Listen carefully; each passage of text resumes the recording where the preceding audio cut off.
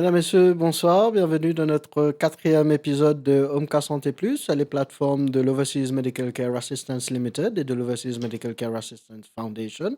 Cette semaine, notre émission sera en partie en anglais parce que, je vais vous le dire, parce que nous fin un CME, Overseas Medical Care Assistance Limited, qui fin organise un CME en collaboration avec un grand hôpital en Inde, en l'occurrence le Rainbow Children's Hospital. Kifin organise un CMI le 28 juin et aujourd'hui, nous vous passons en extrait les interventions des médecins qui viennent dans nos studios à l'Overseas Medical Care Assistance Limited à Cupip. Nous prenons aussi la déclaration de notre CEO, M. Taslim Dilou, lors de l'événement de la CMI. Un CMI, me rappelez-vous, ce qu'on appelle dans le giron médical un Continuous Medical Education. Cela permet à ban docteur pour accumuler ban points pour qu'ils soient capables de garder cette licence en activation le territoire que vous êtes exercé. Donc, pour commencer cette émission, je me propose un extrait de l'intervention de M. Taslim Dilou, le CEO et founder de l'Overseas Medical Care Assistance Limited et de l'Overseas Medical Care Assistance Foundation. Overseas Medical Care Assistance Limited paye ce deuxième CMI de l'année 2024. Quel est le sentiment par rapport à ça? Pour moi, c'est une grande étape de Overseas Medical Care parce que le but de Overseas Medical Care qu'il a pendant 7 ans, c'est tout le temps pour amener une solution médicale. Et là, fait le deuxième CMI, le but maintenant, c'est pour amener une expertise en l'île Maurice pour essayer d'amener cette connaissance avec nos docteurs qui sont présents ici. Et bien sûr, ça peut permettre de gagner ce CBD Point et Continuous Medical Education. Comme ça, il y a une indication, quelque chose qui vient depuis l'île Maurice et nous apprendre avec un expert qui est basé en Inde. Une collaboration avec Rainbow Children's Hospital. Cela fait combien de temps qu'ils étaient en collaboration avec Rainbow Hospital? Rainbow Hospital fait des ans qu'il nous en collaboration avec Rainbow et bien sûr plusieurs patients qui nous l'ont envoyé là-bas. Et ben là, on trouvé que voilà, c'était importance maintenant pour vous ici de Maurice, pour vous promouvoir l'hôpital et aussi comprendre qui va dire quand il y a un traitement qui peut avoir les bonnes à Maurice, il y a une option pour aussi, il y a une option pour ça l'hôpital là pour les enfants. Et il y a un spécialiste pour seulement pour les pédiatriques, les enfants, l'hôpital pour les enfants, qui permet aux parents de choisir un hôpital de leur choix. Un message par rapport à un médecin qui pourrait être sa reportage-là et qui pourrait envie de participer. Comment vous êtes capable de faire pour entrer en contact avec Overseas Medical Care Assistance? Bien sûr, je peux contacter nos bureaux, contacter nous, contacter moi-même. Et si je n'ai besoin, je n'ai un patient qui peut besoin faire traitement, j'ai envie une second medical opinion. Et pas hésiter à faire nous connaître, comme ça nous sommes capables de nous treatment plan, de query, comme le costing il peut arriver. Et c'est ça fait, nous faire avoir dans 7 ans, une expérience, une montée. Et ça qui est important là-dedans, c'est une propre équipe qui est basée à Maurice, une équipe qui est basée en Inde. Et ça permet une solution pour nos patients qui ne pas laisser nos patients tout seuls à l'extérieur. Et bien sûr, de transparence dans le travail. Et c'est ça qui est le plus important, ne pas laisser nos patients tout seuls, même d'un pays étranger. Et il coûte nous beaucoup d'énergie. Nous travaillons la nuit, les jours pour ça, pour arriver dans ce level-là aujourd'hui. Et nous remercions bon Dieu pour tout ça qu'il fait pour le Overseas Medical Care. Et bien sûr, ça permet une ouverture pour les patients qui veulent tout un traitement à l'extérieur aussi.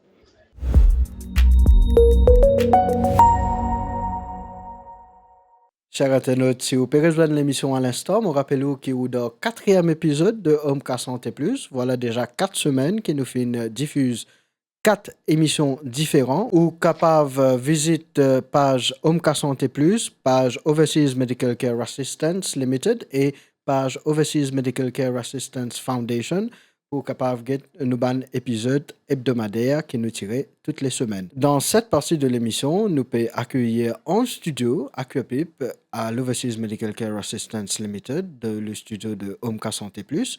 Nous finissons accueillir 3 médecins. 3 médecins qui finissent sortir du Rainbow Children's Hospital en Inde. Je rappelle que Rainbow Children's Hospital, c'est un hôpital spécialisé seulement pour les enfants.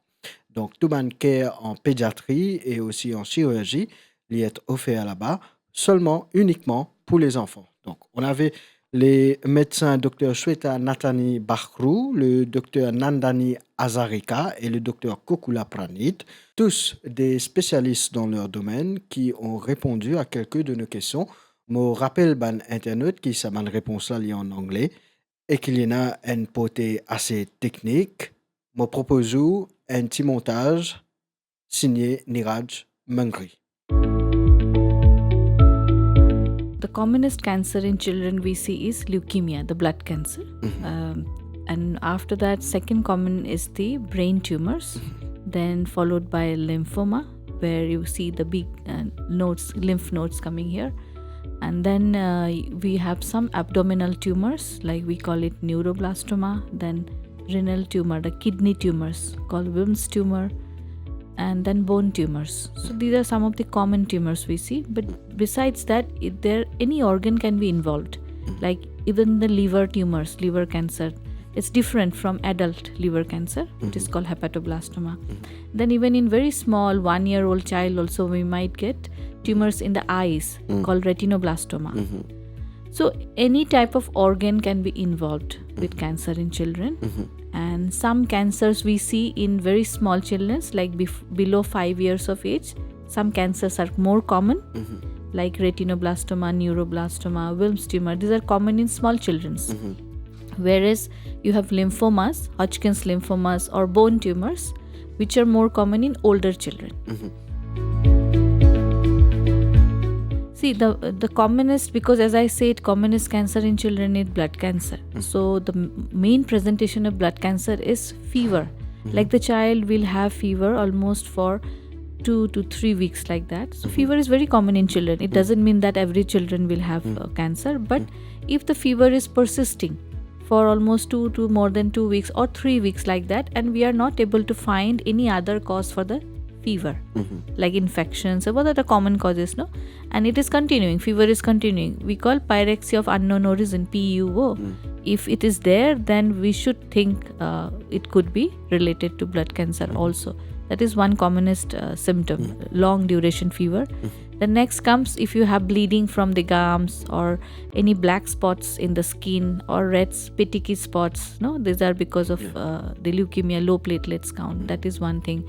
Then you might get big nodes, glands in the neck, which may be there in children. The neck nodes are very common for any infection for virus. But if it is increasing in size, okay, and it's there for a long duration, that is one thing. Then if there is a lot of bone pain, because these symptoms are it's not specific to cancer, but if any symptoms which is persisting for a longer time has to be kind of related to malignancy.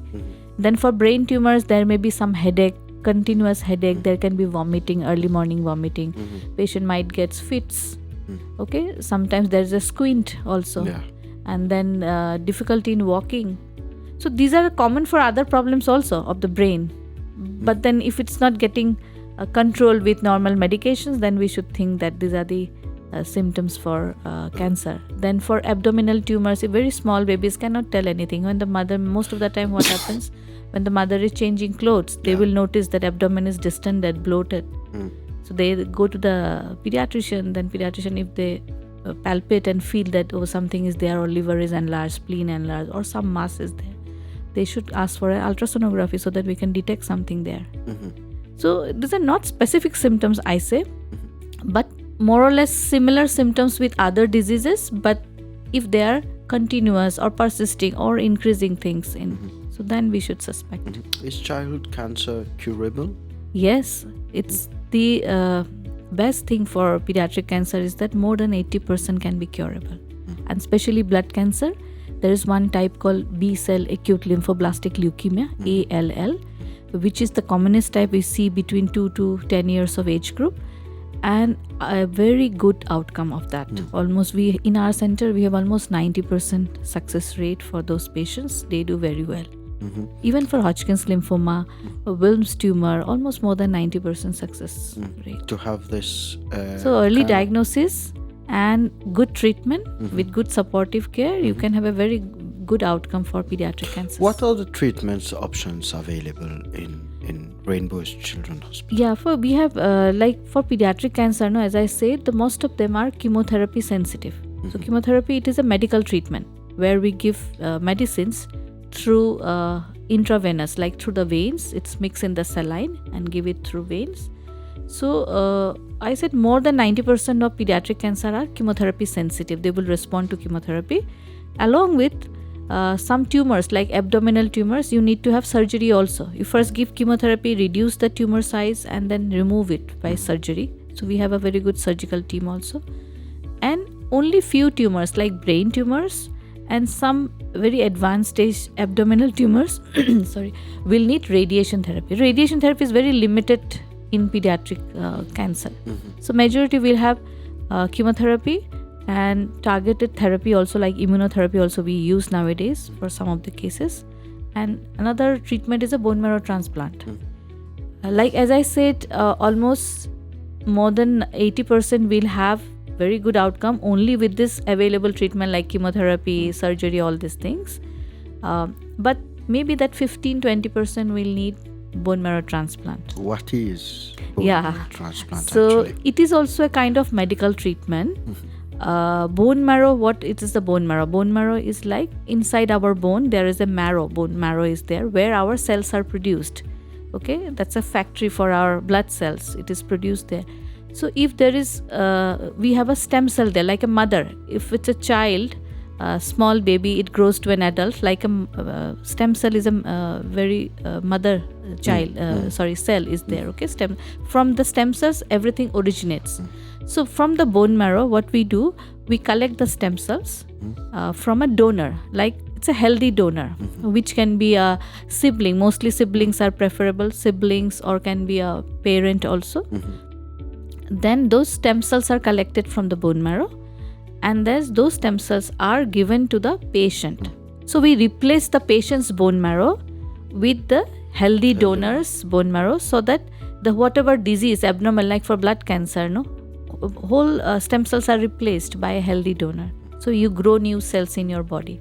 So that is the bone marrow transplant procedure. So there are a lot of things involved there, but if I say simply in one word, it is just replacing the patient's bone marrow stem cells with a healthy stem cells. You can't compare with adults because our disease spectrum is different.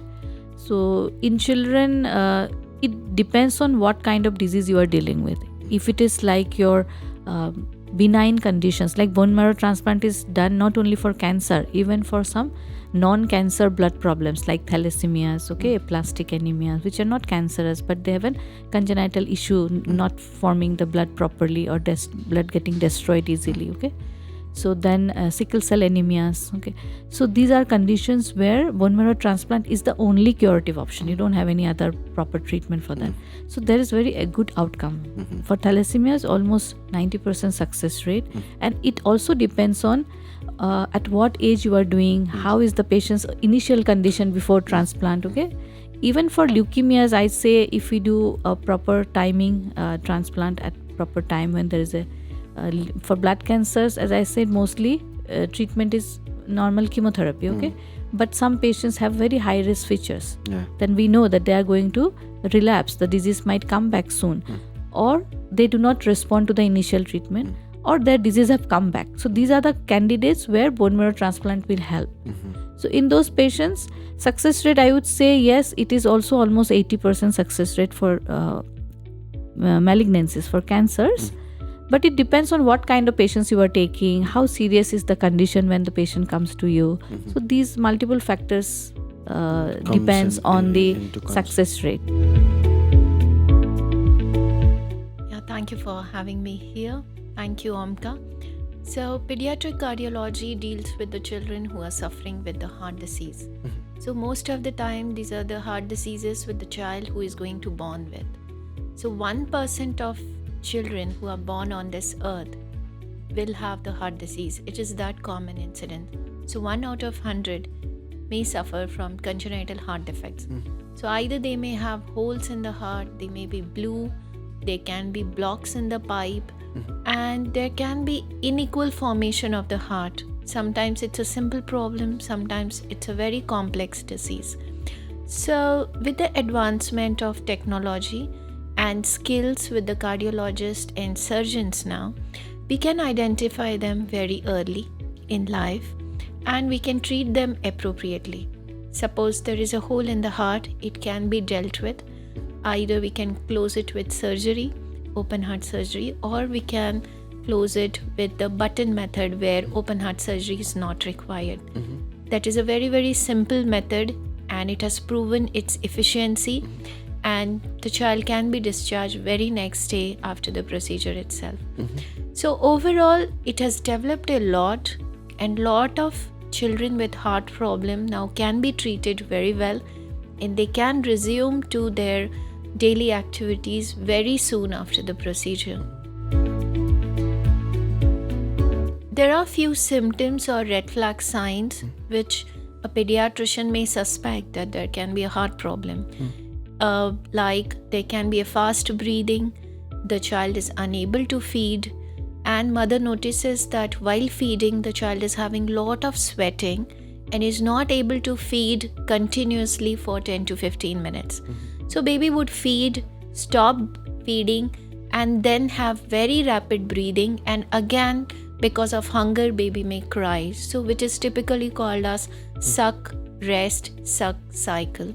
So children may have this symptoms, especially newborns and infants, and this happens if there are large holes in the heart. Sometimes they might turn blue, or they can be lethargic, and pediatrician may notice that the oxygen level is not up to the mark, like more than 95%. For confirmation, we have to do 2D echocardiogram, which is a very simple sonography test of the heart and can identify precisely, almost 99% of the time, the heart diseases. As a primary doctor, what measures are to be taken on diagnosis of heart disease? So as I was talking, when there are the symptoms of the heart problem, like child is not able to play well. So older children, how symptoms would be, the child will become breathless after playing, or will sit down, and mother would notice that he's not playing as much as his siblings should play or his friends are playing, or there would be blueness, turning into lips may turn blue, or hands and legs may turn blue, and on examination the pediatrician doctor may find out extra sound, which we call it as murmur. There might be sometimes unequal blood pressure, the BP might be higher in one of the limb, which happens in the coarctation of aorta. So these are the clinical symptoms which a doctor may look into, and after that can advise the echocardiogram and ECG and X-ray, which precisely are very simple tests to identify the heart problems in children. With the available technology now, we can exchange the reports, and we can have something called as telemedicine. So where the family and the treating physician and a consulting doctor is available in Hyderabad, like I hail from there, and three of us can discuss first the problem, and then how the treatment is required can be explained to the treating physician and even to family. So families would often have questions that how long the surgery will take, when the child will get discharged, whether it is a one surgery, whether he will require future surgeries, and whether after this my child is going to be fine, what I expect as an outcome after this kind of treatment. So all these queries that come from the family can be explained on telemedicine. And also we can explain the timing of surgery. In congenital heart disease, the timing of procedure is very, very important. Sometimes you need surgery within 1 week of life, and that will be life-saving, one-time surgery, and child would become completely normal. So if this kind of assurance, and we can explain what type of disease it is to family, they will get a lot of confidence in treatment, they will get a lot of moral support, and we can time the treatment according to the need of the child, and then it can be transferred. Subsequently, the child would also require simple medical follow-up. These reports can be exchanged, and depending on the need, the medications can be adjusted. And again, we can have the follow-up scans here at the Mauritius, and which can be exchanged after the treatment. So there are basically two modalities of treatment in congenital heart disease.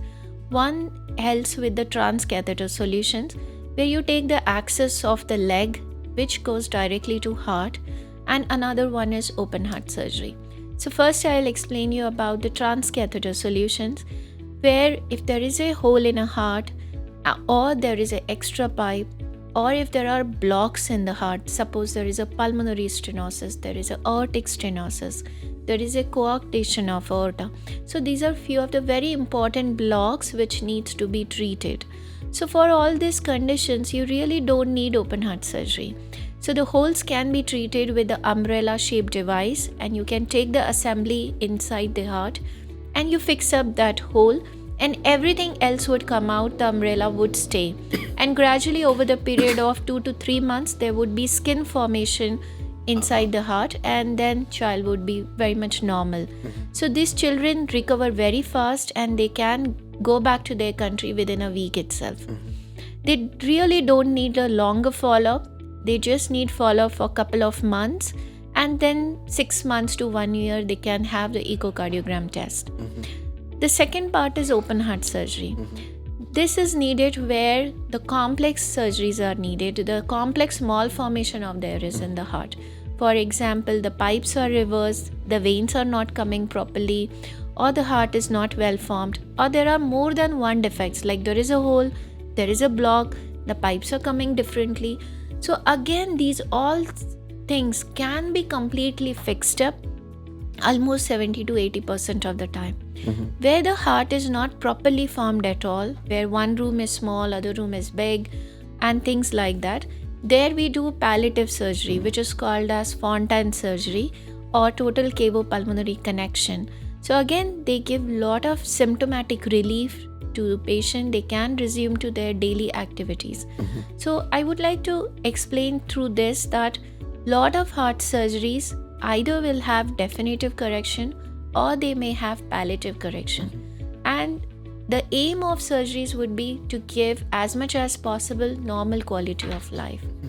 So for them, they have to stay a bit longer in the hospital, around 7 to 10 days, but eventually the recovery is good. As we were discussing, primary would be most of the tumors require a biopsy to know the diagnosis, and sometimes on MRI we'll get to know this is a kind of a tumor, and we plan accordingly. Whenever it is possible, we try to remove whole of the tumor. Yes, that would be the best situation where the chemotherapy, radiotherapy works well for these patients. And at our setup, we have a comprehensive oncology unit where we work with our oncologists so that we can bring up a very good outcome for the children. Epilepsy is something which is very problematic to the parents and family, and it has a lot of burden, a taboo, and also the children will be suffering a lot. The entity called drug refractory epilepsy, when the seizures continue to happen after 2 appropriately chosen drugs, we label it as a drug refractory epilepsy. In these cases, sometimes we find lesions like focal cortical dysplasia, medial temporal lobe seizures, Rasmussen's encephalitis, where surgeries can offer a very good help to these patients. Sometimes we'll be able to cure these patients of epilepsy and have a normal life. So it all depends upon what kind of epilepsy we are dealing with, and there are quite good number of conditions where we can cure the children with epilepsy surgery. We see a good number of patients with spine deformities. The congenital scoliosis, which we see in early decade of the life, happens due to anomalous vertebral formations, which we called as hemivertebra. It can lead to kyphosis or scoliosis. So at times we even diagnose these conditions when the baby is in the fetus, as a fetus. When it is not associated with any other anomalies, we encourage the patients to continue with the pregnancy, and later after birth we would serially follow them up, and when the curves are going bad, essentially at 3 to 5 years is the time where we try to operate them. But the other variant of scoliosis, what we routinely see is adolescent idiopathic scoliosis. Here the children are noticed at the age of 8 to 10 years. So if in a milder curves, we try to brace them, and when it is a severe curve, we try to operate them at age around 10 to 14 years, wherever it is suitable for them. So the milder curves in kyphosis or scoliosis in very young children, we try to brace them and try to follow them up so that their skeletal maturity happens. When possible, we try to push the surgery till age of 10 years. But when the children have very bad degree of scoliosis in young child, then if we don't address at that point of time, we would do some temporary procedures where it would arrest the worsening or progression of the kyphosis, and later do a second stage procedure after the maturity of skeleton happens. But eventually, once you get to the contact with a proper doctor who is specialized into scoliosis, like one of a neurosurgeons, or then you will get to know, depending upon case to case scenarios, where you need to brace, when you need to operate. Yes. The success rate about those treatment, or Yeah, these are quite safe when we are dealing with a moderate degree of deformity. But where you have a very severe deformities associated with congenital conditions like neurofibromatosis, then they are really high risk conditions. How would you reduce the risk and improve on the deformity outcomes is early diagnosis and appropriate treatment at appropriate age. So if you are, the neglected cases are where you have very bad situation. So firstly, allow me to thank you and Omka officials for inviting us to Mauritius. It's a pleasure. This is my second visit. I've been here to Mauritius earlier once. So it's indeed a great country and a wonderful place to be in. And Omka is doing a wonderful work. So Thank thank you. you. Regarding Rainbow Children's Hospital, basically the hospital has been around for over 2 decades in India. In fact, this year, 2024, we celebrate our Silver Jubilee. We are headquartered in a city by the name of Hyderabad, right? That's the city where we have 8 of our hospitals out of 20 hospitals. We are a group of 20 hospitals, which is across the length and breadth of India. We are present in 5 states and 6 cities of India. We are present in New Delhi, we are present in Hyderabad, Chennai, Bangalore, and 2 other smaller cities of India, right? The only thing we do is treat children. As we say, children needs children's hospital, right? Children cannot be treated like mini adults. They need their own infrastructure, they need their own equipments, they need their own clinicians, their own technicians, front office staff. Anything and everything across our hospitals is aligned only to the kids, right? And we do that very well. We are JCI accredited hospital, right? 3 of our hospitals of the 20 is JCI accredited, right? We are, in fact, the only publicly listed children's hospital across the English-speaking world. Children are not mini adults.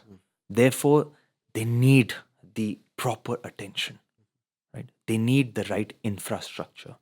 They need the nurses who have trained only in pediatrics, right? They need the technicians who are trained only in pediatrics. I think that's what we bring to the table. In a pediatric wing in a multi-speciality hospital, typically, although results there also can be good, right? However, what does happen is a lot of nurses who cater to adults also move here, right? The infection control, particularly to kids in a multi-speciality hospital with a children's wing, is hardly any. You will have a kid, and right next to that in the ICU, you will have an adult. So you can imagine the infection crossover. And remember, post-surgery, it is the infection control in the ICUs which really could make a difference. And for example, pediatric cardiac surgeries, pediatric hematologies. These are the areas where infection control has to be the highest, right? That's where we distinguish ourselves, right? And as a result, our clinical outcomes are significantly better. And it's been proven, right? It's documented that a children's hospital, right, which does not treat adults, has a better clinical outcome than a pediatric wing in a multi-speciality hospital.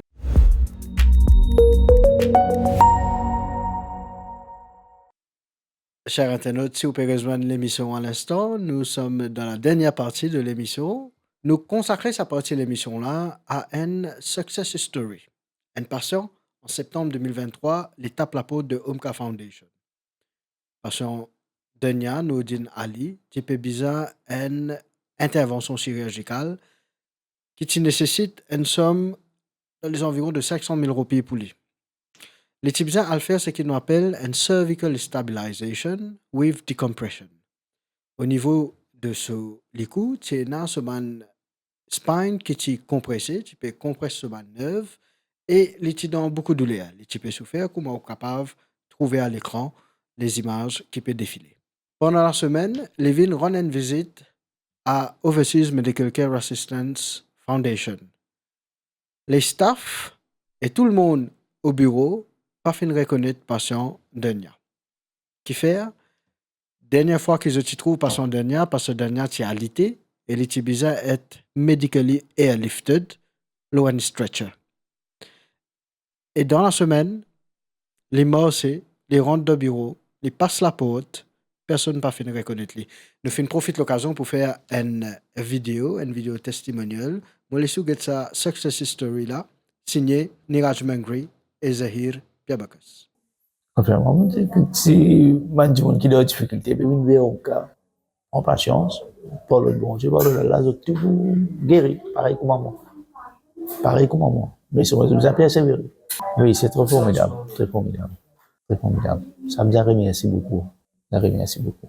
Salam alaikum, bonjour à vous tous. Devant moi, là, il y a un patient.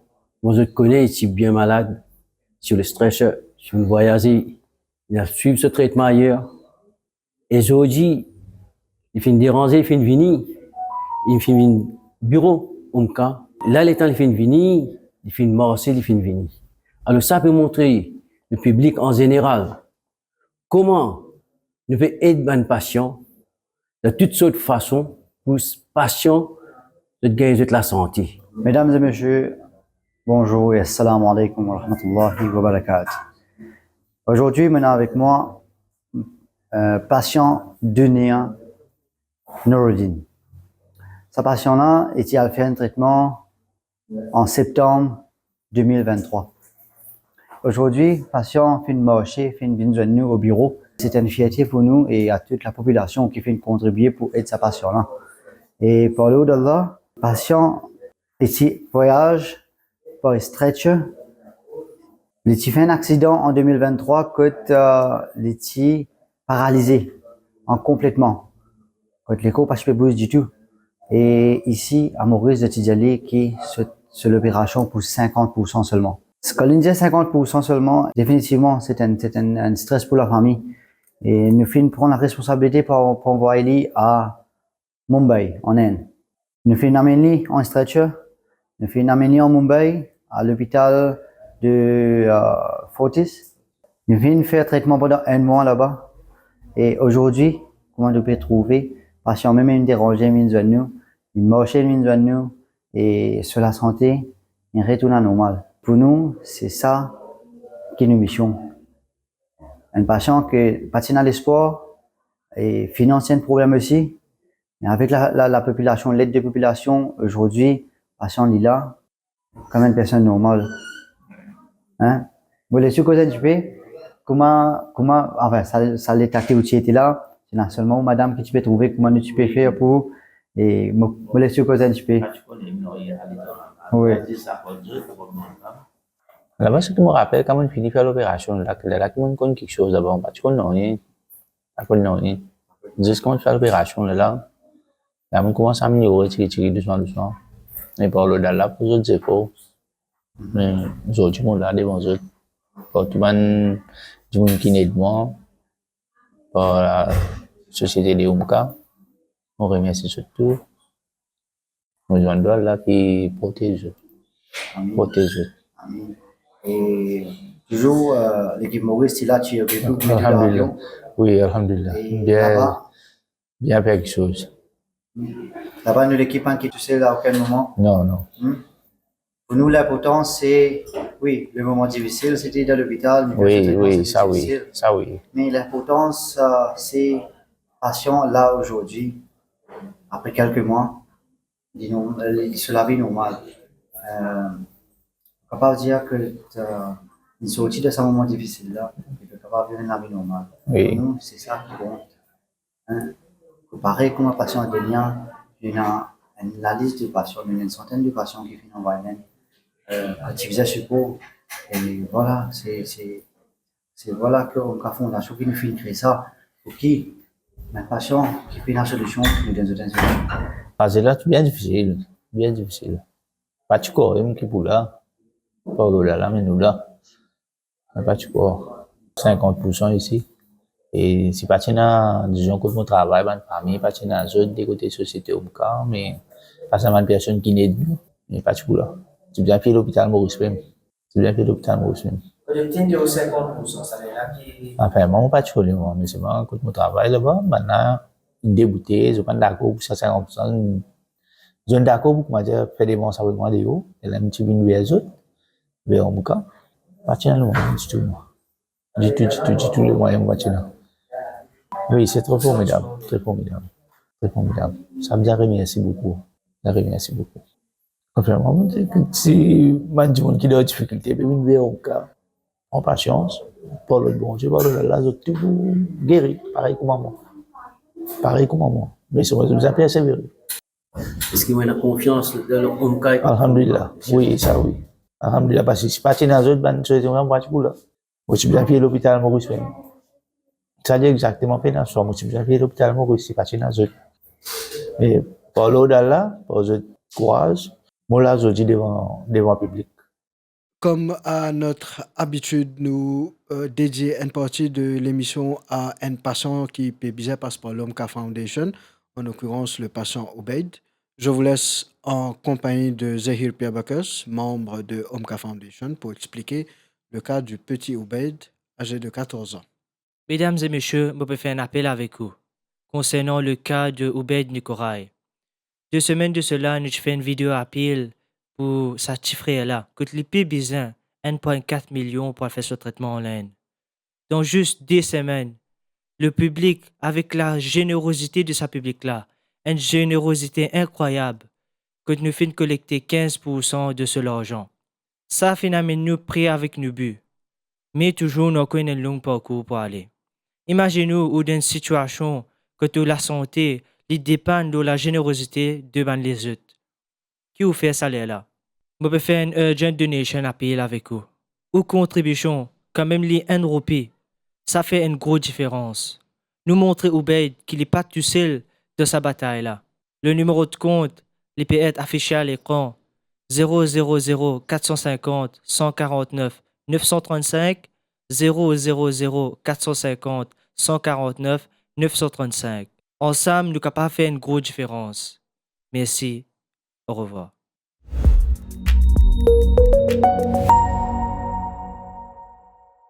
Je vous rappelle, mesdames, messieurs, que nous sommes arrivés à la fin de cette édition de OMCA Santé Plus. Si vous avez besoin de renseignements par rapport à l'Overseas Medical Care Assistance Limited et de l'Overseas Medical Care Assistance Foundation, vous êtes capable de contacter nous sur le numéro de téléphone qui s'affiche à l'écran, aussi bien que sur l'adresse mail.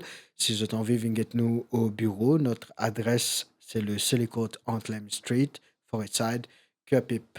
Quant à moi, mesdames, messieurs, je vous donne rendez-vous la semaine prochaine pour une nouvelle édition de OMCA Santé Plus. Bon appétit si vous passez à table.